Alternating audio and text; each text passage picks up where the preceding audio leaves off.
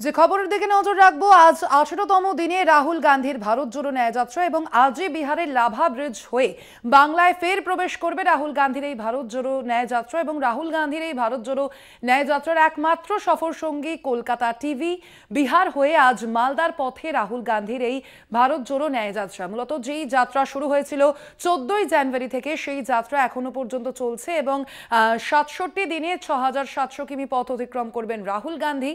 মূলত জনসংযোগের উপর বৃদ্ধি দিতেই, অর্থাৎ জনসংযোগের উপর গুরুত্ব দিতেই রাহুল গান্ধীর দ্বিতীয় পর্যায়ের এই ভারত জোড়ো যাত্রা। এর আগেও আমরা দেখেছি ভারত জোড়ো যাত্রায় জনগণের সাড়া পেয়েছিলেন রাহুল গান্ধী। সেইভাবেই রাহুল গান্ধীর ভারত জোড়ো ন্যায়যাত্রায়ও একইভাবে তিনি সাধারণ মানুষের সাড়া পাচ্ছেন এবং সেখানে রাহুল গান্ধীর এই ভারত জোড়ো ন্যায়যাত্রা যা বিহার হয়ে আজ ফের বাংলায় প্রবেশ করবে এবং মালদার পথেই থাকবে রাহুল গান্ধীর ভারত জোড়ো এই ন্যায়যাত্রা। এবং আপনাদের জানিয়ে রাখি, এই রাহুল গান্ধীর ভারত জোড়ো ন্যায়যাত্রার একমাত্র সফর সঙ্গী কলকাতা টিভি।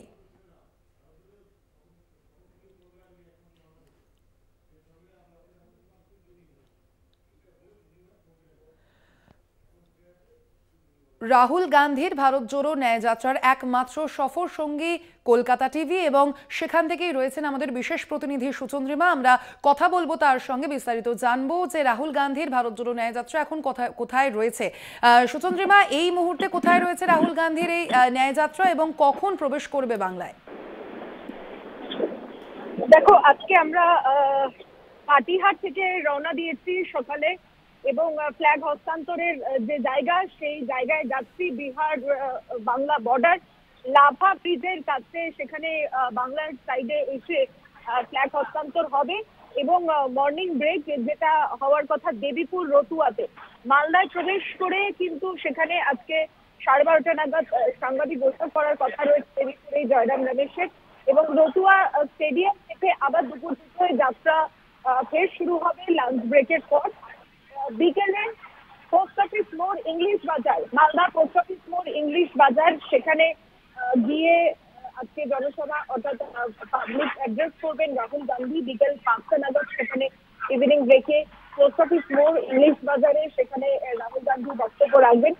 নাইট হল্ট হওয়ার কথা রয়েছে আজকে সুজাপুরে, অর্থাৎ মালদা উত্তর দক্ষিণে দুদিন এবং মুর্শিদাবাদ, যেটা কংগ্রেসের গড় হিসেবে পরিচিত অঞ্চল, অধীর রঞ্জন চৌধুরী নেতৃত্বে সেখানে দ্বিতীয় দফায় এবার বাংলায় ভারত জোড়ো ন্যায়যাত্রা প্রবেশ করেছে। আজকে 18 দিন উত্তর পূর্ব ভারত থেকে হয়ে বাংলা বিহারের একটা অংশ হয়ে বাংলার দ্বিতীয় ভাগের অংশ হতে চলেছে আগামী এই 3 দিন।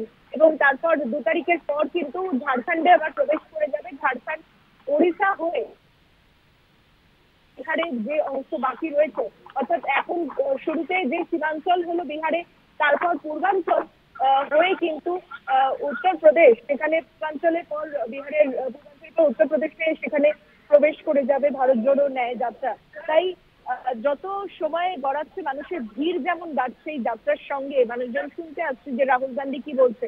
এবং উত্তর পূর্ব ভারতে অসম থেকে যেভাবে ভারত জোড়ো ন্যায়যাত্রার একটা বেগ এসেছে, সেটা বিজেপি প্রশাসনের অসহযোগিতার খাতিরেই হোক কি জনপ্রিয়তার খাতিরেই হোক, কংগ্রেস নেতৃত্ব নিজেদের শক্তি প্রদর্শনের জন্য বাংলার মাটিতে এবার কি চমক দেখায় বা কি বার্তা দেন রাহুল গান্ধী, যার বক্তব্য শোনার জন্য মানুষজন ভিড় জমায়।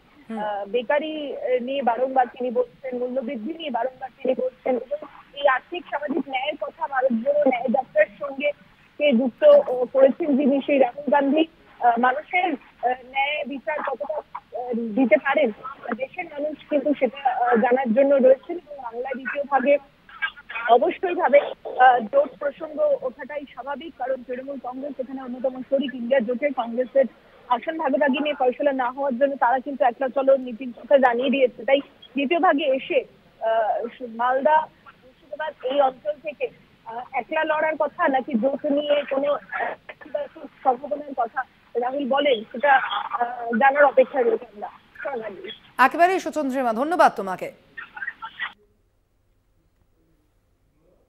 আজ ফের বাংলায় রাহুল গান্ধীর ভারত জোড়ো ন্যায় যাত্রা এবং যেমনটা আমাদের বিশেষ প্রতিনিধি সুচন্দ্রিমা জানালেন যে 12:30টার সময় রাহুল গান্ধী সাংবাদিকদের মুখোমুখি হবেন এবং সেখানেই জোট নিয়ে তিনি কি বার্তা দেন এবং অবশ্যই পাশাপাশি রাজ্যবাসীকে তিনি কি বার্তা দেয় সেদিকেই নজর থাকবে আমাদের।